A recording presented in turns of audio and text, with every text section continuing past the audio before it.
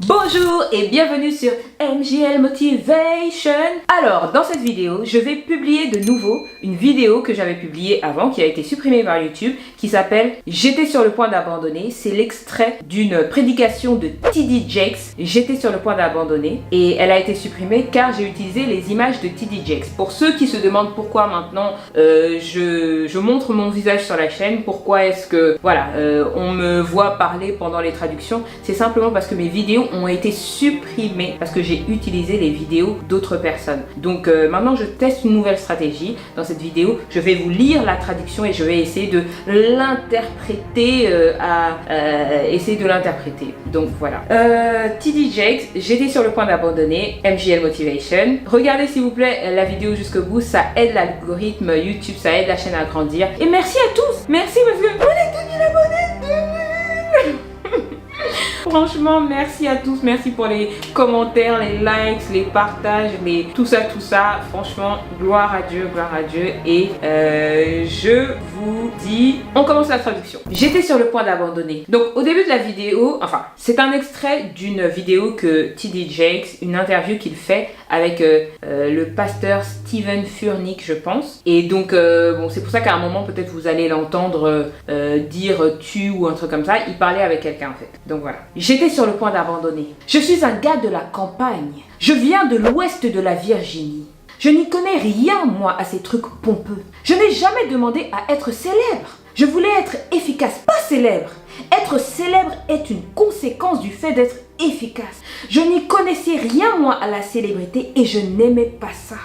Et quand tu commences à être connu, tout le monde t'attaque d'abord et apprend ensuite à te connaître. Et la première fois qu'on a écrit un article sur moi dans le Washington Post, c'était tellement vicieux que ça m'a donné envie de vomir. J'étais tellement choquée qu'on puisse dire de telles choses sur quelqu'un qu'on ne connaissait même pas, basé sur des suppositions, un petit bout par-ci, un petit bout par-là, et ils ont tout rassemblé. Et tu ne peux même pas répondre. Donc j'ai décidé que je ne voulais pas de ça. Je prêchais pour un autre évêque, et personne ne le savait, parce que les prédicateurs peuvent prêcher, peuvent outrepasser leurs sentiments et fonctionner normalement. J'ai fait des prédications mémorables, mais au fond de moi, je voulais abandonner. J'ai dit à Dieu, j'en ai fini avec ça. Je ne veux pas subir ça. Je n'ai pas besoin de ça. Je suis un type qui aime aller acheter ses ailes de poulet tout seul. Je n'ai pas besoin de tout ça pour être heureux. Donc j'ai dit, je ne veux plus faire ça. Je ne veux plus faire ça. Parce que je n'ai pas besoin de ça et je n'ai pas demandé ça. Je fais ça uniquement à cause de ce qui m'est arrivé dans la vie. De certaines choses qui me sont arrivées, qui m'ont mis sur le devant de la scène. Je n'ai pas demandé ça. Et quand j'ai vu combien ça me coûtait, j'ai dit, tu peux tout récupérer. J'ai dit, tu peux récupérer ça tout de suite. Je n'ai pas besoin de ça. J'étais furieux, j'étais blessée. Je suis allée à un séminaire avec d'autres pasteurs parce que je ne voulais pas retourner dans ma chambre et me noyer dans mon propre chagrin.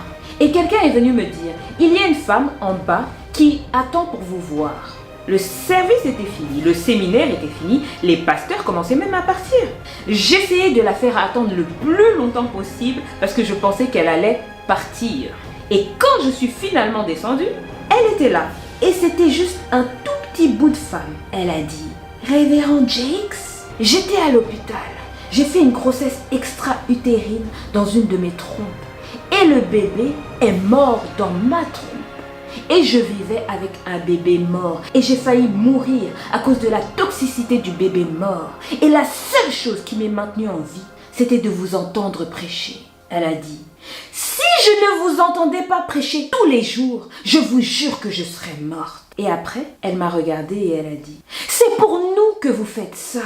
Ce n'est pas pour eux, c'est pour nous. Ça m'a tellement touchée. Et elle ne m'a même pas dit son nom. Je suis rentrée dans ma voiture et j'ai pleuré jusque chez moi, jusque dans ma chambre. Parce qu'elle m'a rappelé pourquoi j'étais là. Et la semaine dernière, quand je t'ai envoyé un message, j'étais à Baltimore et j'étais à une séance de dédicace de mon livre. Et cette femme est venue à ma table pour acheter le livre Soul. Elle a dit, vous ne vous souvenez plus de moi, n'est-ce pas ? J'ai dit non. Elle était méconnaissable. Elle était bien habillée. Elle avait retrouvé la forme. Elle a dit, je vous ai rencontré au séminaire des pasteurs en bas de cette église il y a de nombreuses années. Et j'ai éclaté en sanglots. J'ai perdu tous mes moyens. J'ai arrêté la séance de dédicace et je suis retournée à mon hôtel. S'il n'y avait pas eu cette femme. Donc voilà. c'est la fin de la traduction de TD Jakes. J'étais sur le point d'abandonner. On a tous un moment où on a tellement d'adversité, on a tellement de choses qui nous arrivent qu'on veut juste abandonner. On a tous des moments où la vie nous tape tellement fort, elle nous met tellement à genoux qu'on a juste envie de laisser tomber. Et dans ces moments-là, la vidéo TD Jakes dans cette interview nous dit que Dieu lui a envoyé quelqu'un. Parce que moi, je pense que c'est Dieu qui lui a envoyé cette femme. Qui lui a envoyé cette femme pour lui dire, ok, les gens te critiquent, les gens parlent de toi, ils ne te connaissent pas, etc. Il n'y a pas de souci. Mais rappelle-toi de pourquoi tu fais ça. Rappelle-toi que, tu vois, peut-être que tu prêches, etc. Oui, il y a ta congrégation, etc. Désolée pour les etc. J'en dis trop, désolée. Mais il y a ta congrégation et tout. Mais il y a des gens derrière, parce que TD Jakes est passé à la télé, il y a des gens, leurs vies sont transformées par les messages que je te transmets. Cette femme, elle est restée en vie. Elle avait aucune raison de venir lui dire ça en fait. Elle le connaissait pas, il lui a pas donné d'argent, ils se sont jamais revus, etc. Mais sa vie, la vie de cette femme a changé grâce aux prédications. Parce que Dieu a mis des mots dans la bouche de TD Jakes qui ont sauvé la vie de cette femme, qui l'ont maintenue en vie. Parce qu'elle était à l'hôpital, elle aurait pu se dire, enfin voilà, je lâche l'affaire, je laisse tomber, etc. Elle aurait pu mourir.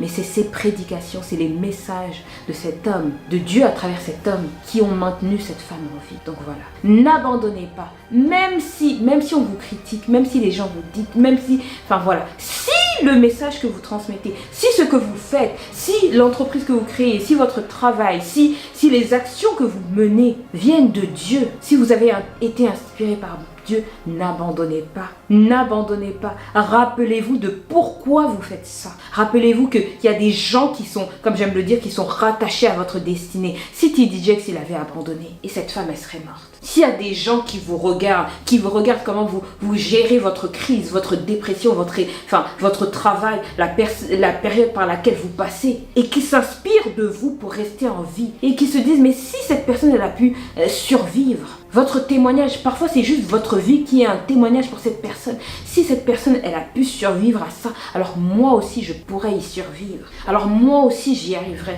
Si cette personne a pu réussir dans ce domaine, ça veut dire que moi aussi je peux réussir. Moi aussi je peux faire des études de médecine. Moi aussi je peux devenir infirmière. Moi aussi je peux, j'en sais rien, créer un orphelinat, créer une association, créer une entreprise. Moi aussi je peux travailler je peux devenir développeur informatique ou peu importe. J'étais sur le point d'abandonner, mais Dieu a envoyé un ange pour m'empêcher d'abandonner. C'est un peu ça. J'ai remixé un peu la vidéo à la MJ Motivation. Donc voilà, merci beaucoup d'avoir écouté jusque là. N'hésitez pas à vous abonner, liker, etc. Etc. Je vais arrêter de dire etc. Seigneur, aide-moi à arrêter de dire etc.